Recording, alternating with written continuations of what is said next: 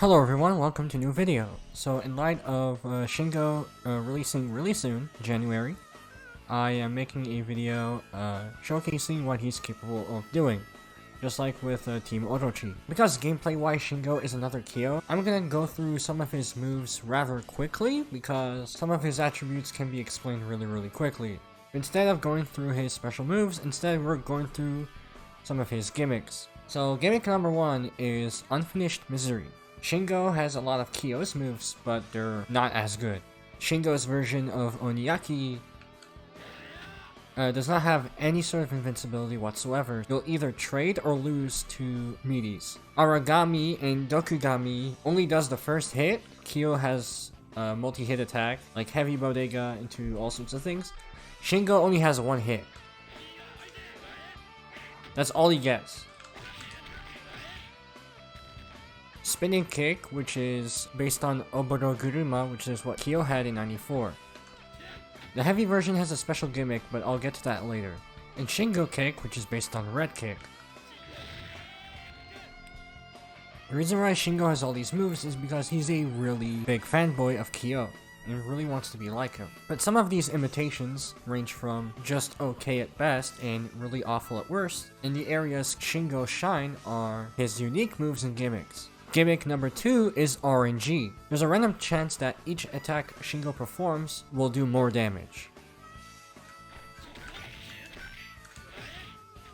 There are certain moves or certain hits of some moves where critical hits are completely disabled. For example, Shingo's Elbow Slam. If you hit the opponent with the overhead elbow, no critical hits will occur. In order to get the critical hit off Elbow Slam, you have to do something else. More on that later. But it's not just critical hits. Some of Shingo's moves have a completely unrelated RNG factor that is specific to that move. For example, Shingo's Dokugami. On the surface, it just looks like one big punch. However,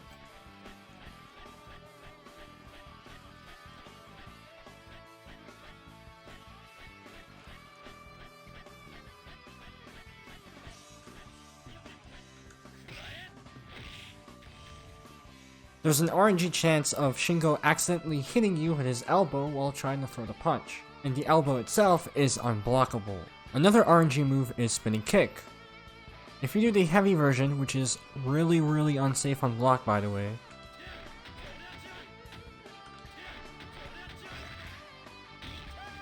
also has a random chance of Shingo tripping on his face while performing the move, and the third kick is also unblockable. Now it's worth noting that the King of Fighters 2002 UM has removed the RNG factor, so no unique unblockables and no damage bonus. And now we know all of Shingo's gimmicks, let's go over the moves Shingo has that not a single iteration of Kyo does. Starting with Metal Malleator. A command grab launcher, similar to what Orochi Chris has. The launcher allows for follow-ups. Elbow Slam. Now as we established, this is an overhead, so if you're blocking low and you get hit by this move, you'll be hit with a hard knockdown. However, it has a unique property.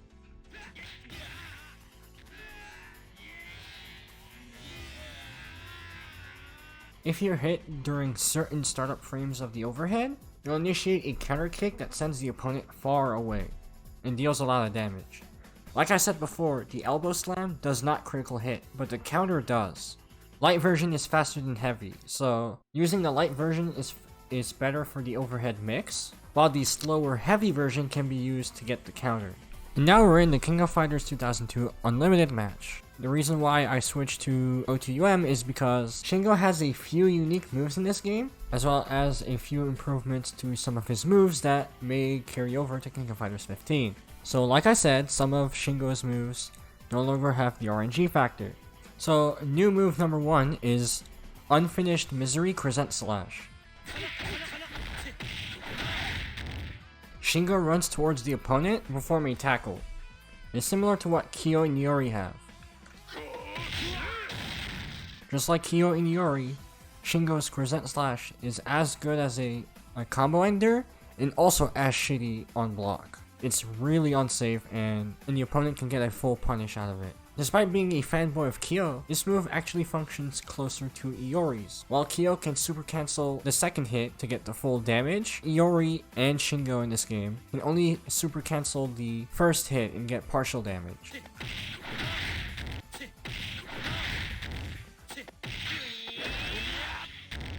Now for Shingo's supers. So the first super is Phoenix Flamer.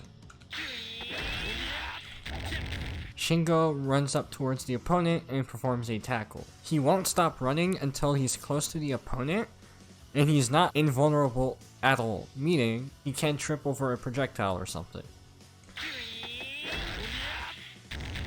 However, he can stop himself short by pressing the attack buttons again. So you can get pretty good damage.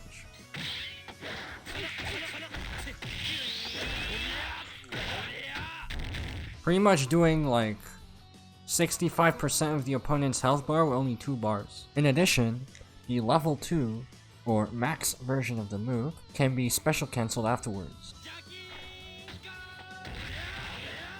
In KOF 97, it is possible to connect 2 different Phoenix Flamers at once using this cancel, but they removed it in 98.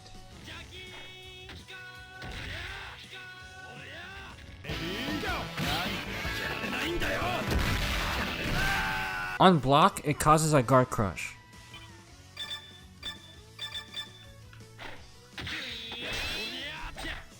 His other super is Burning Shingo.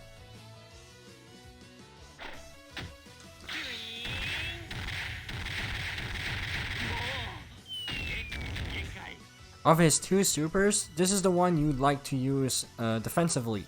It has quick startup and a little bit of invincibility, allowing you to use as a reversal option. And finally, Shingo's level 3. Alongside being a command grab, you can also combo from forward kick.